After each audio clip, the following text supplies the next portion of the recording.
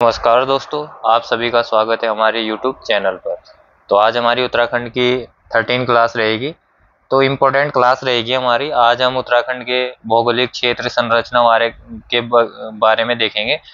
तो important class रहेगी, आप सभी पूरी क्लास देखेंगे। काफ़ी कुछ इसमें मिलेगा जो कि उत्तराखंड के एग्जाम में क्वेश्चन यहाँ से बनते ही बनते हैं कि ट्रांस हिमालय क्षेत्र हो गया, हमारा वृद्ध हिमालय क्षेत्र हो गया, इनके बीच में कौन सी रेखा पाई जाती है। ये सभी क्वेश्चन आज के वीडियो में होंगे, तो आप ध्यान से देखिएगा पूरी वीडियो। तो शुरू करते हैं हम आज की क्लास। पहला क्वेश्चन है हमारा, उत्तराखंड राज्य जल नीति को मंजूरी कब दी गई। तो उत्तराखंड राज्य जल नीति को मंजूरी कब दी गई, ये दी गई हमारा 2019 में। कब दी गई? 2019 में, ध्यान रखेंगे आप। और यहीं पे इसमें चाल खाल योजना का संबंध भी जल संचय से, चाल खाल योजना जो चली थी हमारे उत्तराखंड में, वो किससे संबंधित थी? तो वो भी जल संचय से संबंधित थी। यहीं पे एक योजना और बनती है कि हिमालय दर्शन योजना। ध्यान रखेंगे, कौन सी? हिमालय दर्शन योजना। हिमालय दर्शन योजना ये कौन से सन की है? तो ये है हमारी हिमालय दर्शन योजना फरवरी 2015 की। कब की है? फरवरी 2015 की। ये भी आप पॉइंट ध्यान रखेंगे। नेक्स्ट है हमारा, नेक्स्ट योजना थी हमारी मेरा पेड़ मेरा धन योजना। कौन सी थी? मेरा पेड़ मेरा धन योजना। मेरा धन योजना ये कब की है? तो ये भी 2015 की है। कब की है? 2015 की। यहीं पे इससे संबंधित एक योजना और है, पर्यावरण मित्र योजना। कौन सा है? पर्यावरण मित्र योजना। ये पर्यावरण मित्र योजना कब की है? तो ये है 11 मार्च 2006 की। 11 मार्च 2006 की ये योजना है, ध्यान रखेंगे आप। और ये कहाँ से शुरू हुई थी पर्यावरण मित्र योजना? तो ये हुई थी श्रीनगर से।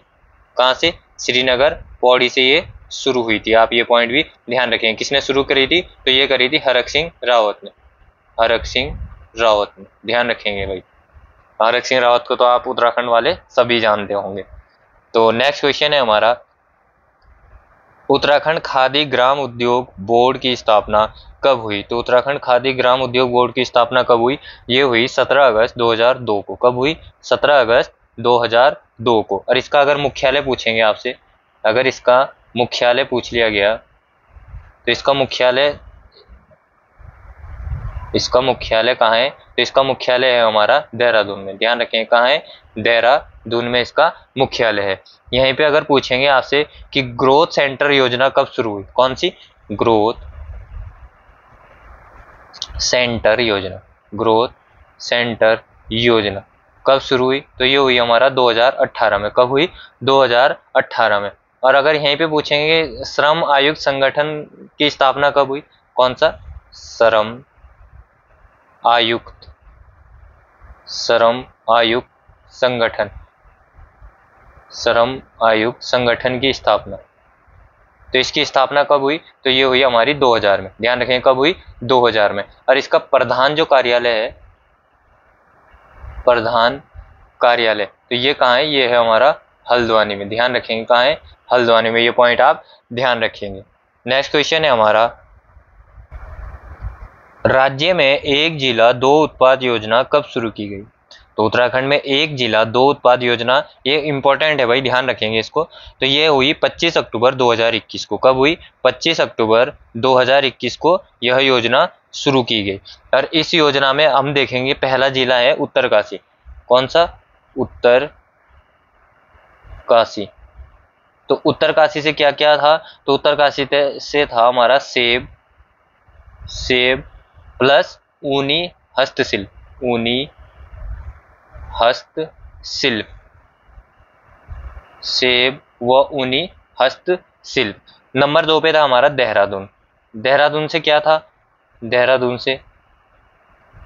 से है मशरूम। और दूसरा प्रोडक्ट था देहरादून से बेकरी उत्पाद। कौन सा था? बेकरी उत्पाद। इसके बाद तीसरा जिला है हमारा हरिद्वार। हरिद्वार से क्या क्या था? तो हरिद्वार से था गुड़ एवं शहद। गुड़ प्लस शहद। इसके बाद था हमारा चौथा पौड़ी। पौड़ी गढ़वाल से क्या क्या था? पौड़ी गढ़वाल से, तो पौड़ी गढ़वाल से था हमारा फर्नीचर प्लस यहाँ पे था हर्बल उत्पाद। हर्बल उत्पाद ध्यान रखेंगे आप ये पॉइंट। पांचवा था हमारा रुद्रप्रयाग। रुद्रप्रयाग से क्या था? रुद्रप्रयाग से था प्रसाद। प्रसाद प्लस यहाँ से दूसरा था हमारा मंदिर अनुकृति, यानी मंदिरों की तस्वीर वगैरह, तो मंदिर अनुकृति, ये भी आप पॉइंट ध्यान रखेंगे। 6 जिला था हमारा टिहरी। कौन सा था? टिहरी। तो टिहरी से क्या क्या था? टिहरी की नथ आपको बताया फेमस है, और नथ के साथ था प्राकृतिक रेशा। प्राकृतिक रेशा ये था टिहरी से। और इसके बाद 7वां है हमारा चमोली। 7वां क्या है? चमोली। तो चमोली से क्या था? हथकरघा। हथकरघा प्लस दूसरा था हस्तशिल्प उत्पाद। हस्तशिल्प उत्पाद या सुगंधित हर्बल, ये आप पॉइंट ध्यान रखेंगे। 8वां था हमारा अल्मोड़ा। अल्मोड़ा, तो अल्मोड़ा से क्या क्या था हमारा? तो अल्मोड़ा से था हमारा बाल मिठाई। सभी ने खाई होगी भाई बाल मिठाई, तो ध्यान रखेंगे बाल मिठाई। और बाल मिठाई के साथ था ट्विड, ध्यान रखेंगे ये भी आप। और इसके बाद था हमारा 9वां चंपावत।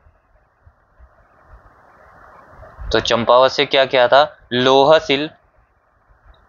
लौह शिल्प, और लौह शिल्प के साथ साथ था हमारा हस्तशिल्प बुनाई।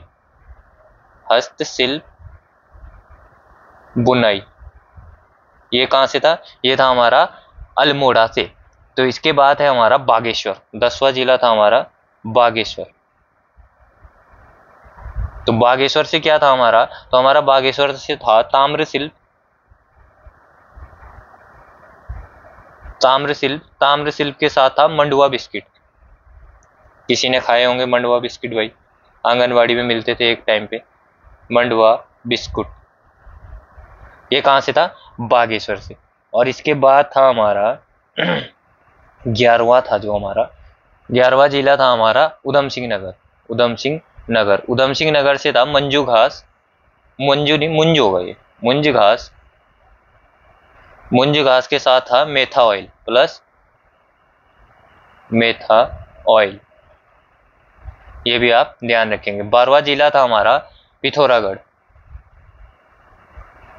तो पिथौरागढ़ से था हमारा मुंशियारी राजमा। सभी ने सुना होगा मुंशियारी की राजमा भाई, मुंशियारी राजमा। और मुंशियारी राजमा के साथ था हमारा दूसरा ऊनी कालीन। आपको पता होगा, ये पढ़ा होगा आपने, ये सभी जगह ऊनी कालीन यहाँ की फेमस थी। लास्ट है हमारा 13वां नैनीताल। कौन सा है? नैनीताल। तो नैनीताल से था हमारा ऐपण। क्या था नैनीताल से? ऐपण और candle craft plus candle craft, ये भी आप ध्यान रखेंगे। ये कहां से था? नैनीताल से। तो एक बार हम रिवीजन कर लेते हैं, देख लेते हैं। आप को लगेगा कि ये बहुत ही बेकार है, तो यहाँ से क्वेश्चन बनते हैं और आगे एग्जामों में बनेगा ही बनेगा क्वेश्चन, 101% बनेगा यहाँ से क्वेश्चन, तो आपको ये ध्यान होना चाहिए। तो राज्य में एक जिला दो उत्पाद योजना कब शुरुआत की गई? 25 अक्टूबर 2021 को।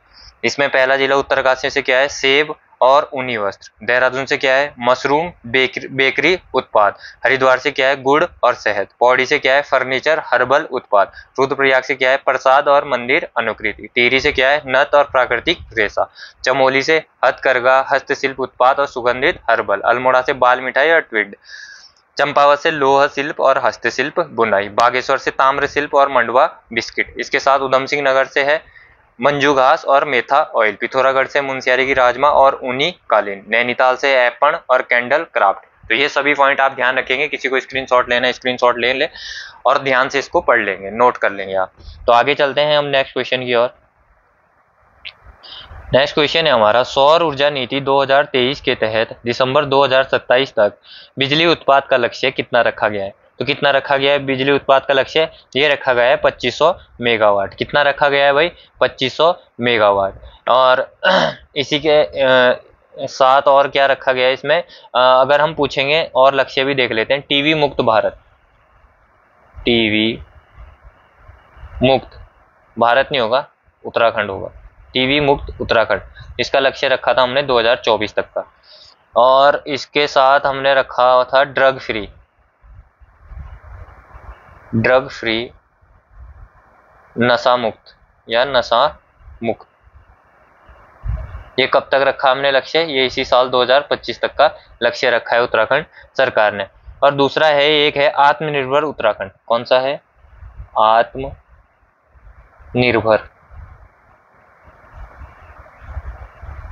आत्मनिर्भर उत्तराखंड। इसका लक्ष्य भी रखा है हमने 2025 तक का। कब तक का?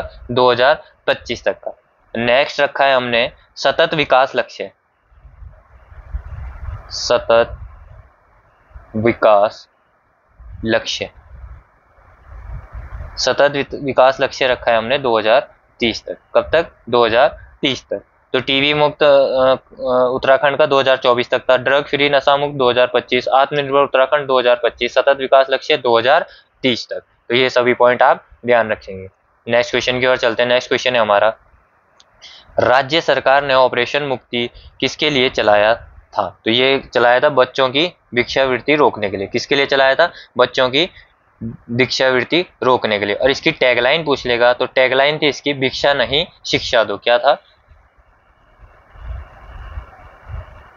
भिक्षा नहीं, टैगलाइन शिक्षा दो, भिक्षा नहीं शिक्षा दो इसकी टैगलाइन थी। ये भी पॉइंट आप ध्यान रखेंगे। और यहीं पर अगर पूछेगा ऑपरेशन पिंक, क्या पूछेगा?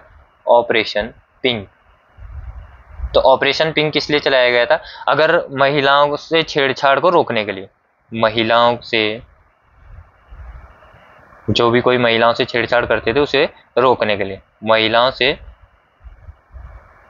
छेड़छाड़ रोकने के लिए। ये भी पॉइंट आप ध्यान रखेंगे। और नेक्स्ट एक चलाया था ऑपरेशन स्माइल। क्या चलाया था? Operation smile. ये किस लिए चलाया था? तो ये था गुमशुदा लोगों की खोज के लिए। किसके लिए? गुमशुदा लोगों की खोज के लिए चलाया था। कौन सा? Operation smile. और एक लास्ट ऑपरेशन था ऑपरेशन प्रहार, ऑपरेशन प्रहार। ये किस लिए चलाया था? तो ये चलाया था अपराधियों को पकड़ना। किसको? जो भी अपराधी थे उनको पकड़ने के लिए चलाया था। गलत हो गया थोड़ा, रुको एक मिनट। किसके लिए चलाया था? अपराधियों के लिए चलाया था, अपराधियों को पकड़ना। ध्यान रखेंगे ये पॉइंट भी आप। तो नेक्स्ट क्वेश्चन की ओर चलते हैं। नेक्स्ट है हमारा राज्य की भौगोलिक संरचना। तो अब यहाँ पे देखते हैं हम राज्य की भौगोलिक संरचना से क्या क्या क्वेश्चन बन सकते हैं। तो इसमें हम पहला क्वेश्चन देखेंगे। पहला है हमारा, उत्तराखंड हिमालय पर्वत के किस भाग का हिस्सा है? तो उत्तराखंड हिमालय पर्वत के किस भाग का हिस्सा है? तो ये है हमारा पश्चिम मध्य भाग का। किसका है? पश्चिम मध्य भाग का हिस्सा है हमारा उत्तराखंड। और अगर यहीं पे पूछेंगे भारत के उत्तर पश्चिम दिशा में है हमारा राज्य। भारत के किस दिशा में? तो भारत के है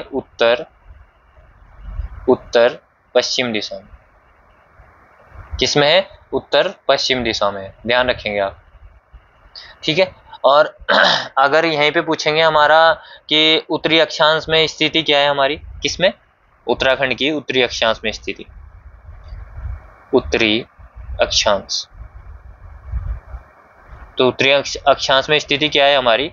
28 डिग्री 43 मिनट से 28 डिग्री 43 मिनट से 31 डिग्री 27 मिनट उत्तरी अक्षांश है। ये आप ध्यान रखेंगे। और इसका अक्षांशीय विस्तार पूछ लेंगे तो अक्षांशीय विस्तार कितना है? 2 डिग्री 44 मिनट। ये भी आप ध्यान रखेंगे। और यहीं पे अगर पूछ लेंगे पूर्वी देशांतर, ये तो उत्तरी था, अब अगर पूर्वी पूछ लिया और वो भी देशांतर, तो पूर्वी देशांतर में कितना था हमारा 77 डिग्री 34 मिनट से 81 डिग्री 2 मिनट, ये आप ध्यान रखेंगे। और अगर देशांतर विस्तार पूछेगा, विस्तार कितना है, तो 3 डिग्री 28 मिनट। कितना है, 3 डिग्री 28 मिनट, ये विस्तार है। ये पॉइंट आप ध्यान रखेंगे, बहुत बार एग्जाम में पूछा गया है ये पॉइंट आपको। और अगर यहीं पे पूछेंगे कि उत्तराखंड राज्य की पूर्व से पश्चिम की लंबाई, अगर पूछेंगे पूर्व से पश्चिम की लंबाई, तो पूर्व से पश्चिम की लंबाई हमारे राज्य की कितनी है, ये यहाँ पे बना हुआ है।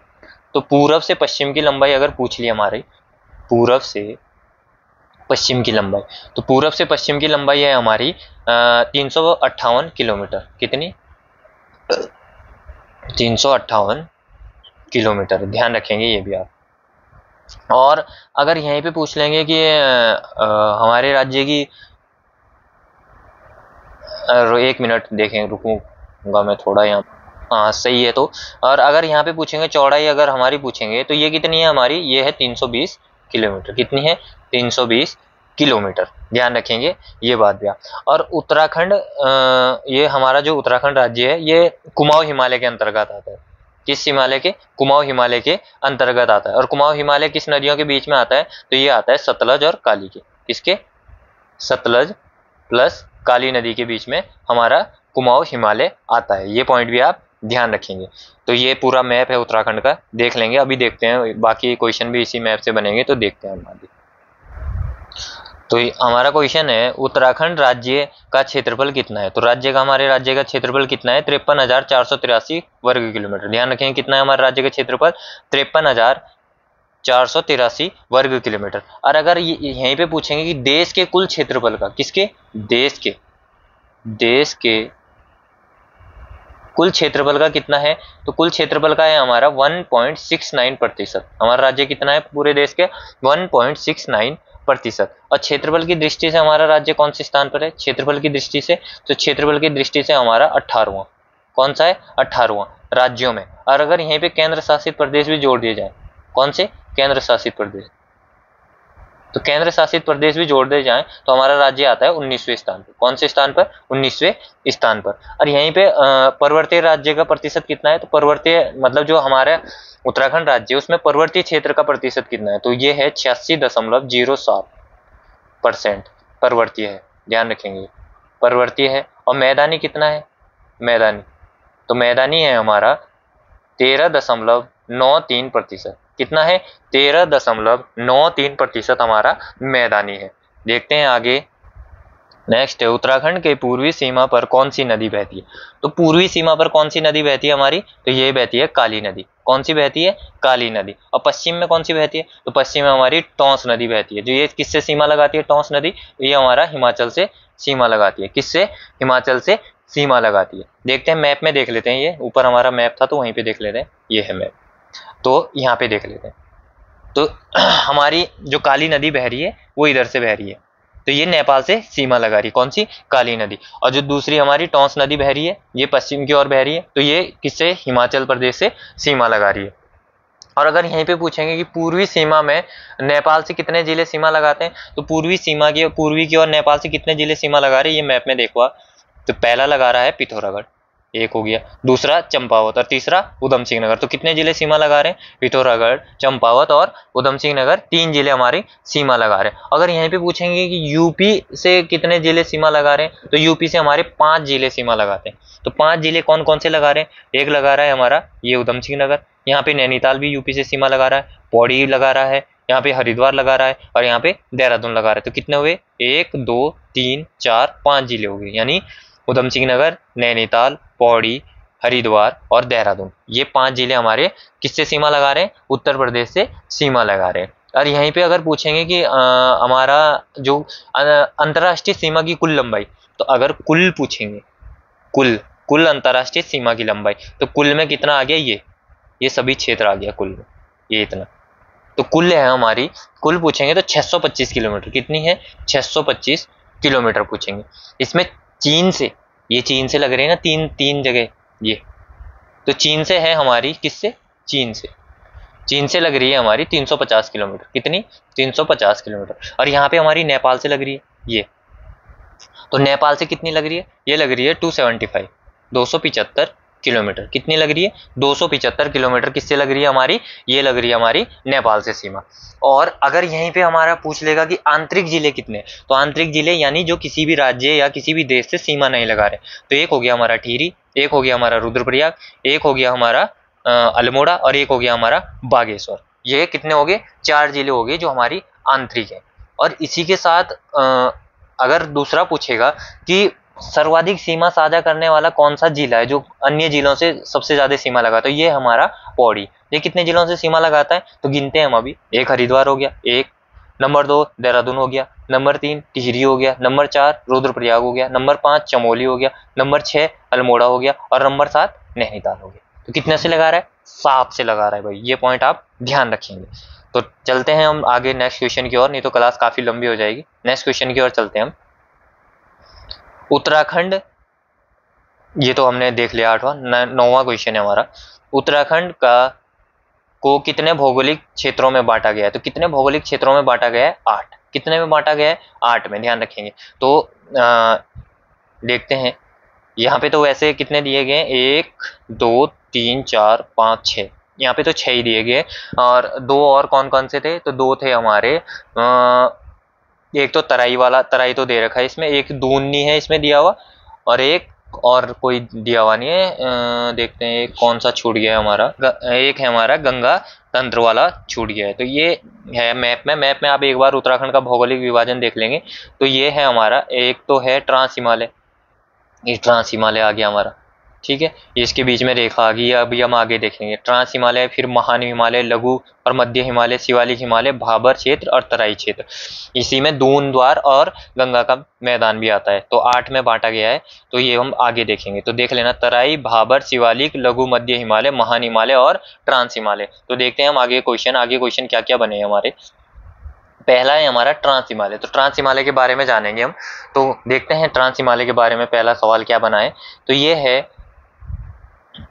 ट्रांस हिमालय क्षेत्र किसे कहा जाता है। तो ट्रांस हिमालय क्षेत्र किसे कहा जाता है, ये कहा जाता है जिसका उद्भव हिमालय से पहले हुआ है और जिसे तिब्बत हिमालय या 33 हिमालय भी कहा जाता है। किससे, जिसका उद्भव हिमालय से पहले हुआ है, जिसे तिब्बत हिमालय या 33 हिमालय भी कहा जाता है। नेक्स्ट है हमारा, जैक्सन श्रेणी किसके अंतर्गत आती है। तो जैक्सन श्रेणी किसके अंतर्गत आती है, ये आती है हमारा ट्रांस हिमालय के अंतर्गत। किसके अंतर्गत आती है, ट्रांस हिमालय के। तो नेक्स्ट है हमारा, उत्तराखंड के कौन से दर्रे ट्रांस हिमालय के अंतर्गत आते हैं। भाई ये इंपॉर्टेंट क्वेश्चन है, ध्यान से देखिएगा। तो उत्तराखंड के कौन कौन से दर्रे आते हैं, तो ये आता है हमारा माणा, नीति, किंगरी भिंगरी, लिपू लेक, चारहोती, सलसला और दारमा। कौन कौन सा, माणा, नीति, किंगरी भिंगरी, लिपू लेक, चारहोती, सलसला और दारमा आदि दर्रे ट्रांस हिमालय श्रेणी के अंतर्गत आते हैं, ठीक है। और यहीं पे अगर पूछेंगे भारत में ट्रांस हिमालय के अंतर्गत कौन कौन सी श्रेणियां आती है, तो इसके अंतर्गत आती है काराकोरम, ये श्रेणियां इसके अंतर्गत आती है। किसके, ट्रांस हिमालय के। काराकोरम, कैलाश के साथ ही साथ आती है लद्दाख। ये भी आप ध्यान रखेंगे, किसके अंतर्गत आती है, ये ट्रांस हिमालय के अंतर्गत आती है। और ट्रांस हिमालय किससे बना है, तो ये अवसादी चट्टानों से। किससे, अवसादी चट्टानों से मिलकर बना है। किससे, अवसादी चट्टानों से मिलकर बना है। कौन सा, ट्रांस हिमालय। ये पॉइंट भी आप ध्यान रखेंगे।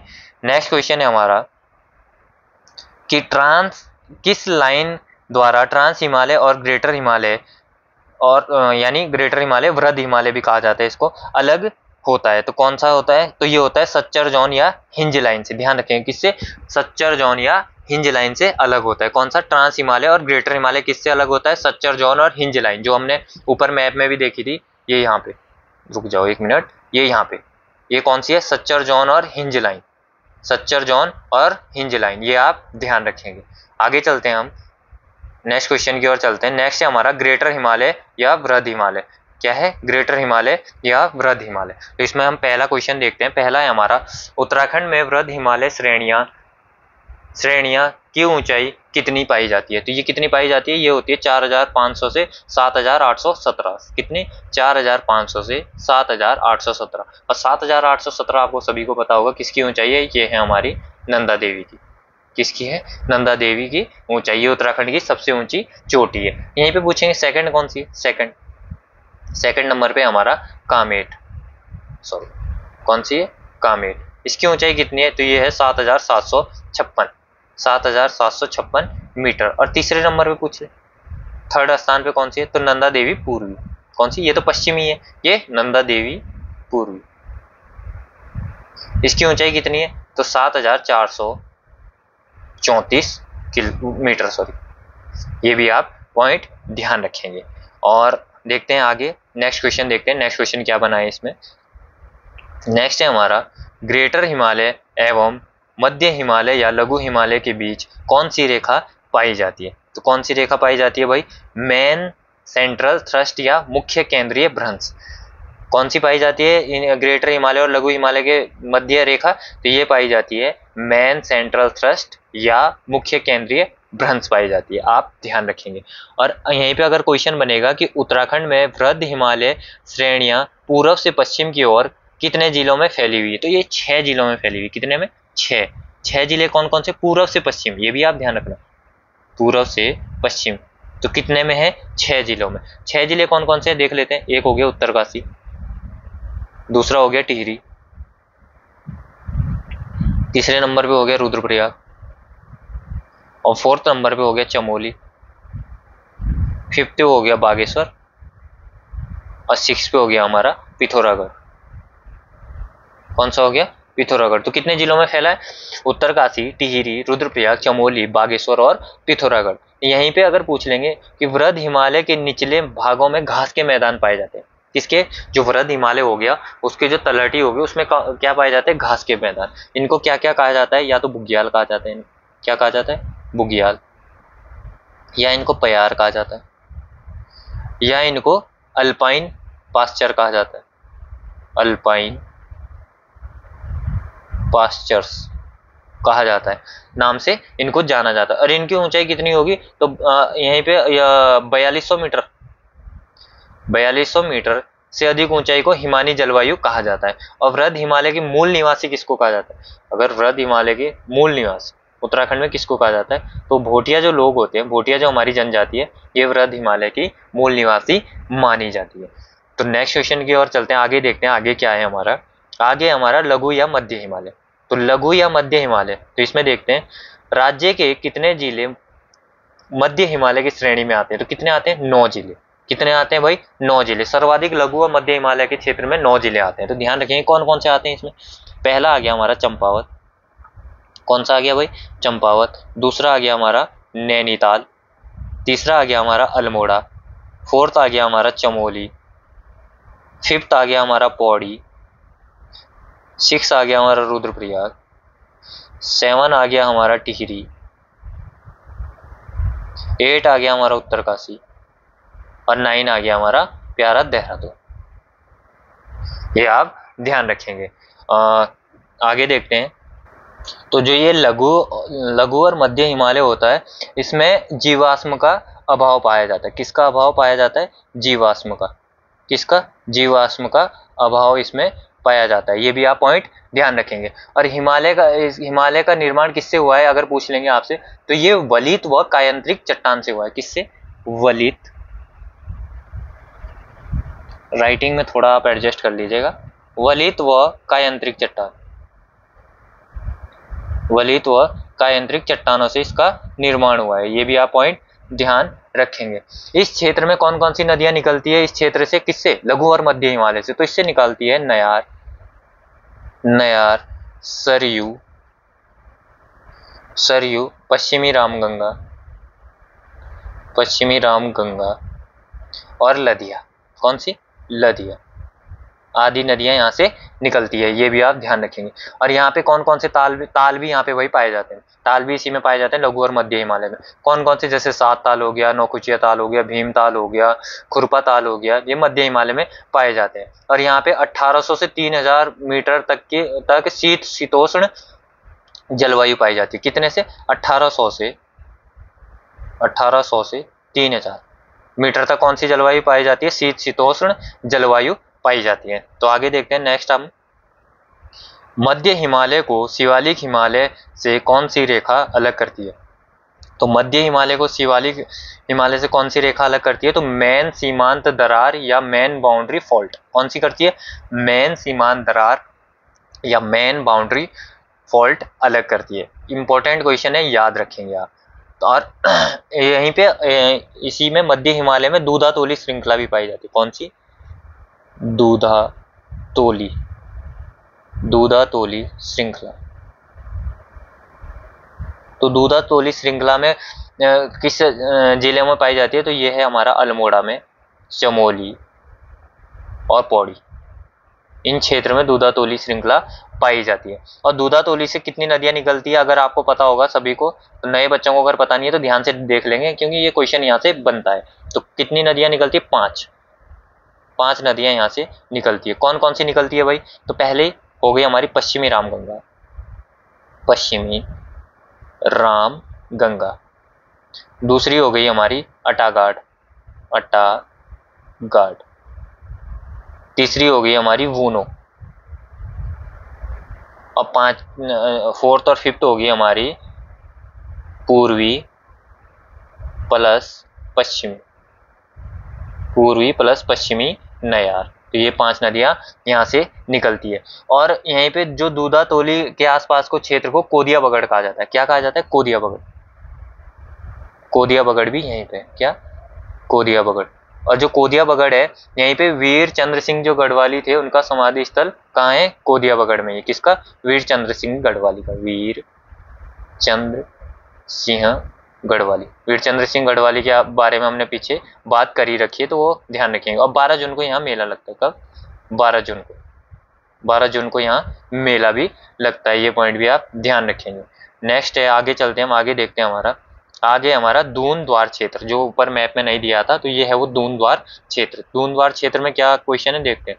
दून घाटियों की औसत ऊंचाई कितनी है? तो दून घाटियों की औसत ऊंचाई कितनी है? 350 से 750 मीटर। कितनी है? 350 से 750 मीटर है। तो कितनी थी इसकी ऊंचाई? 350 से 750 मीटर थी। तो और मध्य हिमालय है हमारा, मध्य या इसको शिवालिक भी कह सकते हैं। मध्य और शिवालिक श्रेणी के बीच पाई जाने वाली क्षैतिज व ऊंची चौरस घाटियां को दून कहा जाता है। जो मध्य हिमालय है हमारा और जो दून है, मध्य हिमालय और जो शिवालिक के बीच का जो क्षेत्र है ना, जो इसमें ऊंची घाटियां होती है, चौरस घाटियां, उनको दून कहा जाता है। यानी बड़े बड़े विशाल मैदान होते हैं जिसमें पशुचारक अपने पशु वगैरह चराते हैं, तो उसी को कहा जाता है। राज्य में सबसे बड़ा दून कौन सा है? तो ये है देहरादून हमारा। कौन सा है सबसे बड़ा दून? तो ये है हमारा देहरादून सबसे बड़ा है। इसकी लंबाई कितनी है? इसकी लंबाई है हमारी 75 किलोमीटर, यानी 75 किलोमीटर। और अगर यहीं पे इसकी चौड़ाई पूछेंगे, चौड़ाई कितनी है इसकी? तो चौड़ाई है 24 से 32 किलोमीटर। कितनी है? 24 से 32 किलोमीटर। और यहीं पे पूछेंगे कि पाटली व कोटा नामक दून, पाटली दून कौन सा? पाटली प्लस कोटा दून। पाटली प्लस कोटा दून कहाँ है? तो ये है हमारा नैनीताल में। कहाँ है?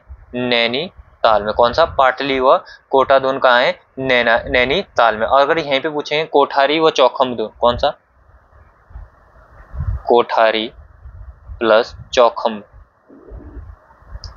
चौखम दून, ये दोनों कहाँ है? तो ये है हमारा पौड़ी में।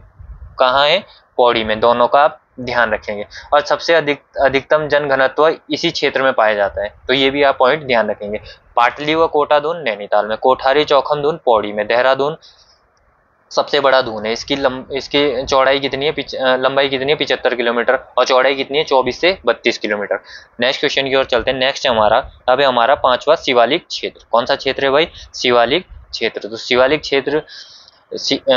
शिवालिक की श्रृंखला चोटियों की ऊंचाई किसके बीच होती है? तो ये होती है 700 से 1200 के बीच। कितनी? 700 से 1200 के बीच इसकी ऊंचाई होती है। और शिवालिक को क्या कहा है? बाह्य हिमालय या हिमालय का पाद भी कहा जाता है। क्या कहा जाता है? बाह्य हिमालय या हिमालय का पाद भी कहा जाता है। और यहाँ पे ऊपर तो जीवाश्म का अभाव था, यहाँ जीवाश्म पाए जाते हैं। क्या पाए जाते हैं? जीवाश्म पाए जाते हैं यहाँ पे, ठीक है।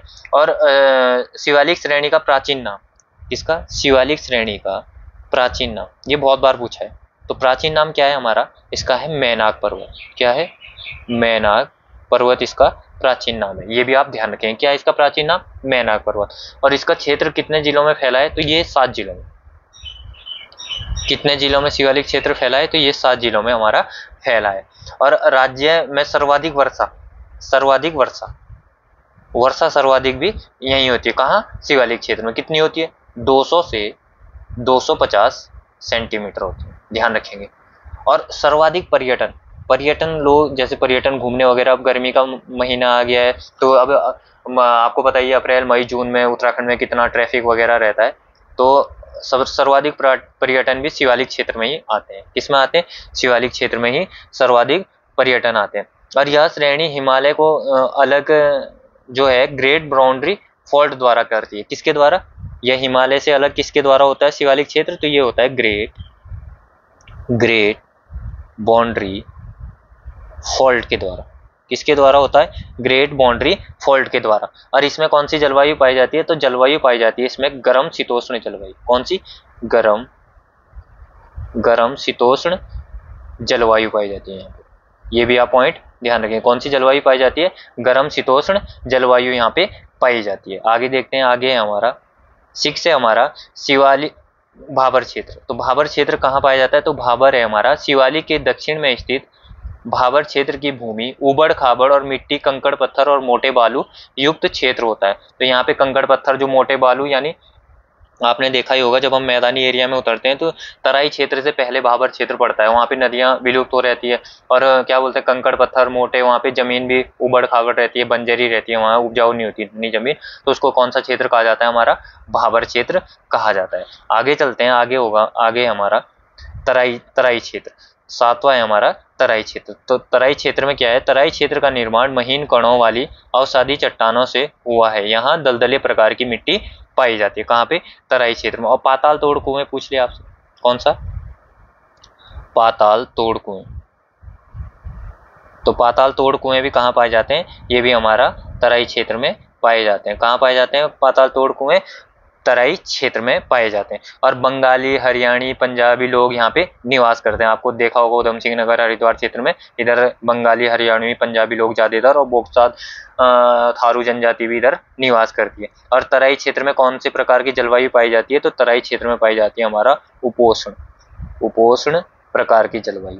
कौन से प्रकार की जलवायु? उपोष्ण प्रकार की जलवायु हमारी यहाँ पे पाई जाती है। कहाँ पे? तराई क्षेत्र में। ये पॉइंट भी आप ध्यान रखेंगे। लास्ट है हमारा 8वां गंगा का मैदान। तो गंगा के मैदान में देखते हैं क्या क्या है हमारा। तो गंगा के मैदान के बारे में देखते हैं। तो इसमें हमारा हरिद्वार का अधिकांश भाग गंगा के मैदानी क्षेत्र के अंतर्गत आता है। किसका? हरिद्वार का अधिकांश क्षेत्र हमारा गंगा के मैदान के अंतर्गत आता है, ध्यान रखेंगे आप। और यहाँ पे जो गंगा के मैदान में है, यहाँ पे जो बांगर मिट्टी, 2 प्रकार की मिट्टी पाई जाती है यहाँ पे, बांगर और खद्दर। तो बांगर जो मिट्टी होती है, कौन सी? बांगर मिट्टी। तो बांगर मिट्टी किसको कहा जाता है? तो बांगर मिट्टी कहा जाता है जो बाढ़ का पानी जहाँ पे नहीं पहुंच पाता। किसका? यहाँ पे बाढ़ का पानी नहीं पहुंच पाता, उसको पुरानी मिट्टी या बांगर मिट्टी कहा जाता है। कौन सा? पुरानी मिट्टी या बांगर मिट्टी उसको कहा जाता है। कहाँ पे? जहाँ पे बाढ़ का पानी नहीं पहुंचता। और दूसरा होता है हमारा खादर। कौन सी? खादर मिट्टी। खादर मिट्टी कौन सी होती है? जो नई जलोढ़ मिट्टी। कौन सी होती है? खादर मिट्टी, नई जलोढ़ मिट्टी, जहाँ पे बाढ़ का पानी आसानी से पहुंचता है। जब बाढ़ वगैरह आती है ना, नदी किनारे जब नदी का बहाव अधिक हो जाता है तो बाढ़ का पानी जहाँ पहुंचता है। और ये मिट्टी बहुत उपजाऊ होती है। क्यों होती है उपजाऊ? तो मान लो जब बाढ़ आ रही है तो बाढ़ से बहुत सारे अवसाद मिट्टी वगैरह वो साथ में बहा के लाती है, और ऊपर की मिट्टी की ऊपर की परत बहा के लाती है नदियां, आपको पता ही होगा। तो जो मिट्टी नदियों के साइड में जमा हो जाती है तो वो काफी उपजाऊ होती है, तो इसलिए उसको खादर मिट्टी कहा जाता है। खादर मिट्टी कौन सी होती है? नई जलोढ़ मिट्टी। और बांगर मिट्टी पुरानी जलोढ़ मिट्टी होती है। ये पॉइंट आप ध्यान रखेंगे। तो आज की क्लास हमारी काफी लंबी हो गई है। तो अगर आपको वीडियो हमारी पसंद आई हो, अच्छी लगी हो, क्लास आपको पसंद आई हो, तो आप वीडियो को लाइक एंड शेयर जरूर कीजिएगा। और मैं हर क्लास में भी बोलता हूँ कि अगर आपको कोई भी कमी लगती है हमारी वीडियो में तो आप कमेंट करके ज़रूर बताइएगा कि आपकी क्लास में ये कमी है। और साथ ही साथ हमारे टेलीग्राम चैनल से जुड़ सकते हैं, वहाँ पे आपको इस क्लास की पीडीएफ भी पूरी दे दी जाएगी और अच्छे से आप पढ़ाई करें। क्योंकि अब UKSSC ने कल एग्जाम कैलेंडर भी निकाल दिया है, तो उसमें आपने देखा होगा जो पुलिस वाले हैं, पुलिस वालों का पेपर 6 जुलाई को दिया है और साथ ही साथ जो स्नातक स्तरीय पेपर है वो सितंबर में डाल दिया गया है। वैसे तो कैलेंडर में कुछ खास दिया नहीं है आयोग ने, बेकारी कुछ फॉरेस्ट गार्ड की भर्ती गायब कर दी है, सीचपाल की भर्ती गायब कर दी है, तो कुछ खास तो है नहीं, पर हमें तो पढ़ाई करनी होगी। आप सभी पढ़ाई में निरंतर जुड़े रहें, वैकेंसी आनी है, कभी ना कभी तो आएगी वैकेंसी, तो आप निरंतर अच्छे से पढ़ाई करते रहिए। इसी के साथ वीडियो का यहीं पे अंत करते हैं। जय हिंद, जय उत्तराखंड।